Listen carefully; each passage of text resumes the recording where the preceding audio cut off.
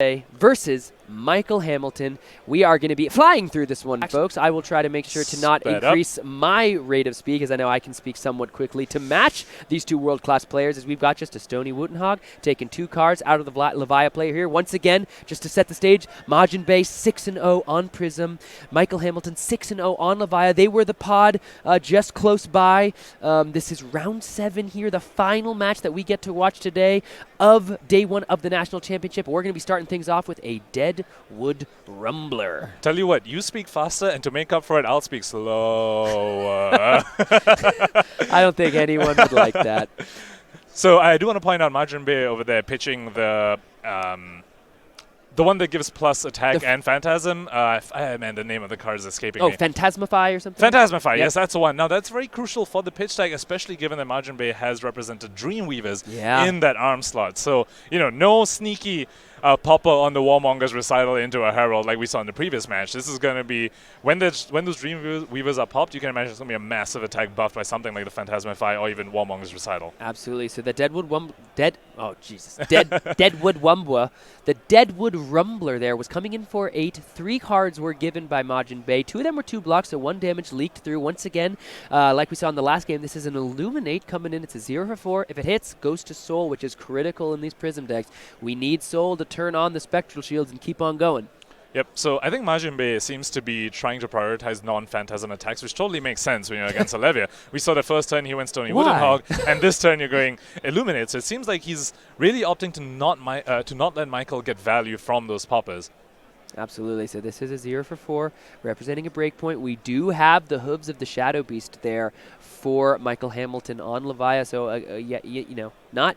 I was going to say not too many on-hits, but the difference, there are a bunch of on-hits on those Heralds. They just also have Phantasm. So this is a time that we are going to go ahead and donate 1 piece of equipment. It's going to be the Ironhide Gauntlet, so pitching one of the Boneyard Marauders, one of the red cards that we can just send to the bottom of the deck for our second cycle and get the 2 block out of our equipment as we do so. Yeah, very critically, you do want to be very cognizant of when you are starting a Blood Dead clock as Levia. So pitching those cards that help you turn off Blood Dead later on and are sort of your payoffs for having a bunch of 6s in the graveyard. Very, very critical here, and we see that happening again. Another 2 Rits pitch to this Meataxe here. Yeah. And discarding a blue Deadwood Rumbler, so this Meataxe is actually pumped up to 5. Wow, look at that. So this is going to go ahead and buy a Spears of Surreality block.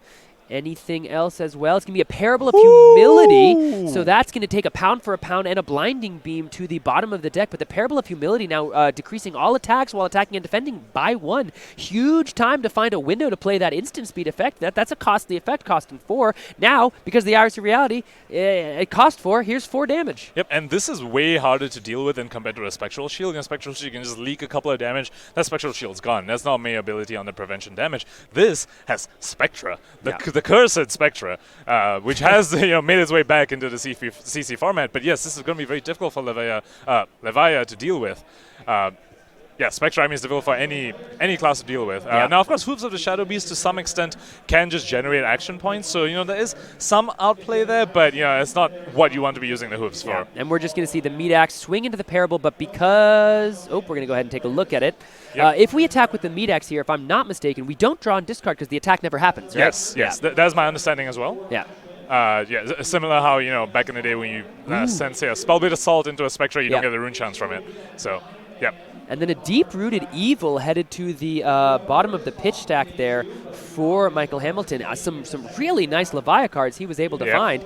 Now, also critically, like we said, that Hungering Slaughter Beast that headed to the bottom with that Unworldly Bellow, those are cards that require you to banish 3, but they don't require you to banish 3 to do something. They just banish 3, right? So the Hungering Slaughter Beast, even though it needs 3 cards to banish, you just need to have a full graveyard. You don't need to make sure you hit a 6 to be able to play the card. And those cards are also actually really very good in the mid-game because as we see Michael Hamilton here being very disciplined on when he wants to start turning on the Blood Dead clock. But when you do that, sometimes your graveyard might end up with a whole bunch of clump. A whole bunch of those, those non-6 attacks that you're not blocking with. So cards like Unworldly Bellow, cards like Hungering Slaughter Beast, lets you clean up your graveyard without necessarily turning on the Blood. And that's a bit of a risk if you have Blood Dead cards in your graveyard, of course. But now, you still need ways to clean it up before you start turning on the Blood Dead clock, because the last thing you want is to send a Dread Screamer at your opponent and have it whiff because your graveyard was very messy. Absolutely. So we're going to get, this is going to be a Seek Horizon, a card headed to the top of the deck to give it go again, immediately grabbing an Unworldly Bellow as a block, and then whoo-hoo! How about a Herald of Erudition, Dominate, immediately popped. Immediately popped. Yeah, we went ooh, and then it's a Leviathan. Yeah. So I have a bunch of poppers. Majin Bay deciding Dreamweaver is not worth it at that juncture, which totally makes sense. I mean, Herald of Erudition, is very strong when you can give it go again. But when you don't have the extra action points, drawing 2 cards, using a Dreamweavers for that, what are you doing with those 2 cards, right? You have no action point. You're arsenling one of them. So not very worth it. Opting to save it for Phantasmify later on. Yeah, so now we've got a Smash with Big Tree coming out, one of the single greatest names in Flesh and Blood. This is coming in 4/7. Going to require some blocks from Majin Bay. It's going to be at least a block with the Herald of Protection. Looks like he's lining up a second because this is just a lot of damage. Michael Hamilton doing a great job of just filling up that graveyard. 1 damage going to leak through as 2-3 blocks are committed to the cause. Another 6 attack heads to the graveyard, and critically, because it has 0 block value, he was able to get it in there just through attacking with it. But we do have a Herald of Protection coming in from Majin Bay himself. This does have a whole lot of Phantasm on it, so if there is a 6 attack in Michael's hand, he's going to be easily able to throw that in front of Looks like he does. I believe I see a Graveling Growl, and either yellow or red does have 6 power or more. So looks like this is probably just going to get popped. 11 cards, it looks like, in that graveyard, if my count was correct, off of Michael Hamilton's count. So he's got sharp eyes. What can I say? I wear glasses. Nice. But a bunch of cards in there, so whenever he does need to start banishing 3, that will happen. This is going to be just a yellow Graveling Growl committed to the block there, but that Phantasm is going to trigger and just clean up that Herald of Protection cleanly. So now, I will say, at the 1.25 speed, these players that are flicking their cards, it's already fast, but it's real fast. They're actual magicians. Yeah. Oh, wizards is probably the more accurate term to describe both these players. Majin Bay and Hamilton, both very, very well known for that in the gameplay. So wizards with the way they flick the cards. Yeah. So I just it's begun. It's begun, Punkage. The Blood Dead clock has started. It has started. Tick-tock, tick-tock. This Dread Screamer coming in. We're going to banish 3. It is time. After this turn, we're going to have to be banishing a 6 every turn, or the damage is going to start to pile up. And critically, this is a yellow Dread Screamer, which is kind of awkward because while it enables your Blood Dead, you get to turn off Blood Dead and stuff. It itself is not a 6 attack, so it is just a bit more of the clump, that messiness in the graveyard that we were talking about earlier. Maybe he'll be able to clear it out with something like Unworldly Bellow or Hungering Slaughterbeast later on, and not get bricked. Let's say if you send an Endless Maw, another Dread Screamer, and you end up banishing one of these non-6 attacks. Absolutely. So with the 1 floating, you have to wonder, is there going to be a Graveling Growl that can go along for the ride? One of the more powerful attacks? Endless Maw? How about just an Endless Maw?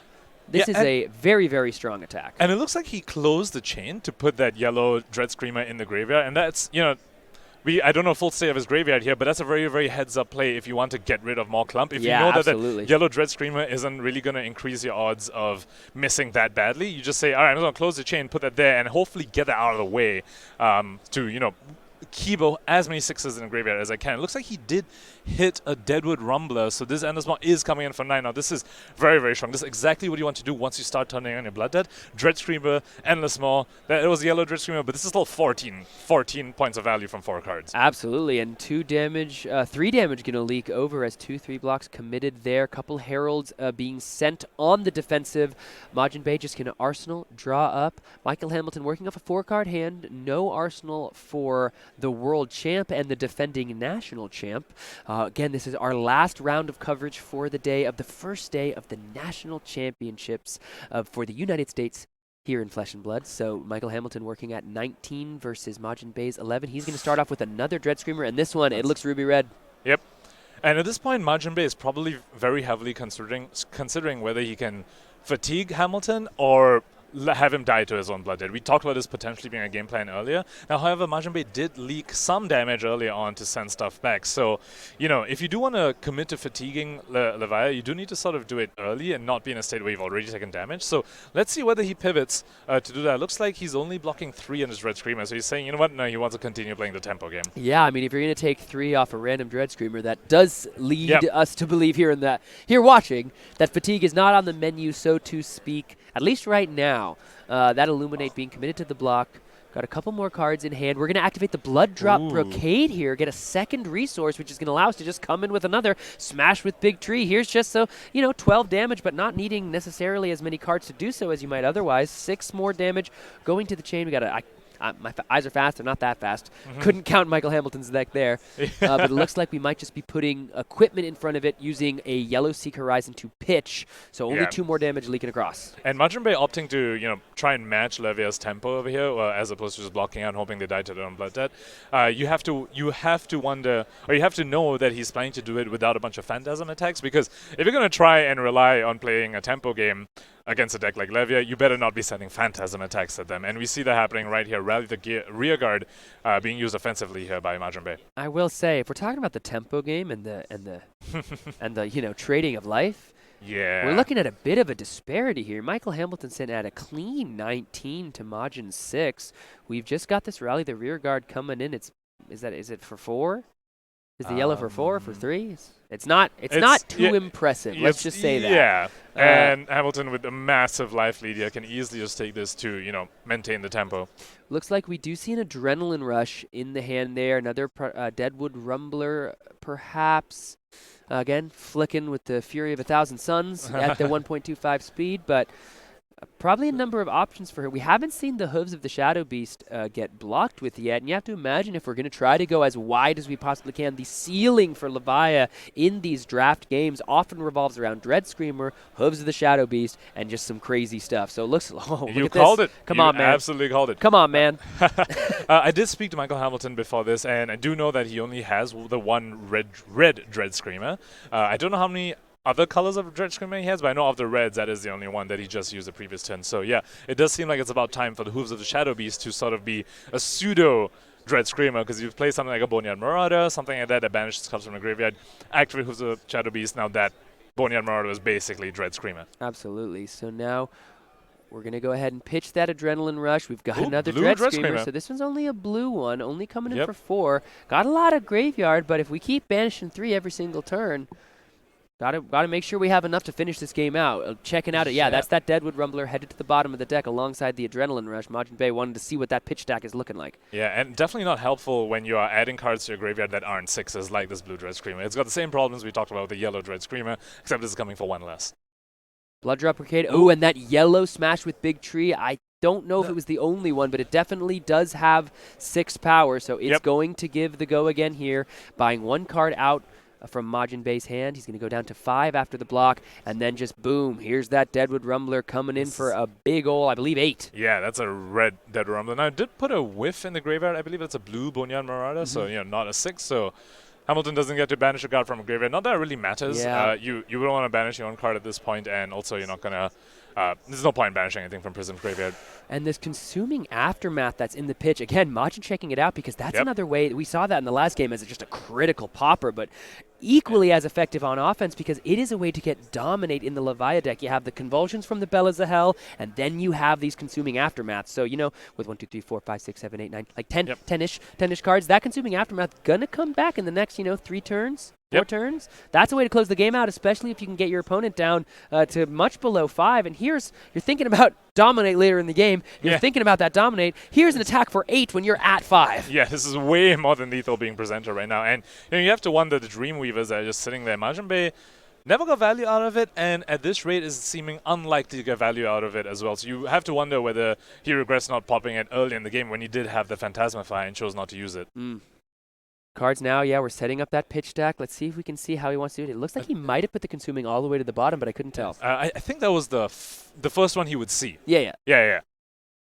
So, is that another Convulsions in hand, or just a Convulsions in hand as well? I see Unworldly, which is a great way to go wide. It doesn't require you to use your hooves, but it does let you use your hand. So, Michael Hamilton just saying, I don't even need to use my hooves yet. I'm still just going to keep going wide on that turn where I draw a bunch of like maybe 2 Boneyard Marauders or something. That's when I actually pop my hooves. But for now, I'm happy going wide with my Dread Screamers and my Unworldly Bellows. And there's that Slaughtery Beast we were talking about many turns ago. This is, again, just also going to need to banish 3. But with the additional buff from that Unworldly Bellow, this is just coming in for straight up 11. Absolutely massive. Let's see what the Majin Bey can even block. Prism does have a few no blocks, a few 2 blocks, so See what he's able to. But now looking at the graveyard situation for Michael Hamilton, that's not a great graveyard. You have Unworldly Bellow, Blue Red Screamer, and I can't tell the color of that last Red Screamer. Is that if that's a red one, then you're happy. Okay, if that's a red, then you're good. Yeah, then we have another 6 going in as well in the Slaughter Beast here. Yeah, okay, then you're good. Then you're actually very happy with this graveyard. Yeah, so the Blinding Beam going to take 2 points of damage off the attack, free because it's targeting a shadow attack here. So that entire damage being covered up, the blood debt up to 11. So we talked about starting that clock. We're reaching midnight pretty soon here, my friend. Yeah, but Majin Bey has almost no deck left. And at this point, you have to wonder, I mean, Michael Hamilton does have a weapon. Amidex, not the greatest weapon when, because it does kind of fatigue yourself out, but it is better than no weapon, and, you can still attack with it even if you have no deck left, unlike what Majin Bey has on his side of the field, and he's at 3.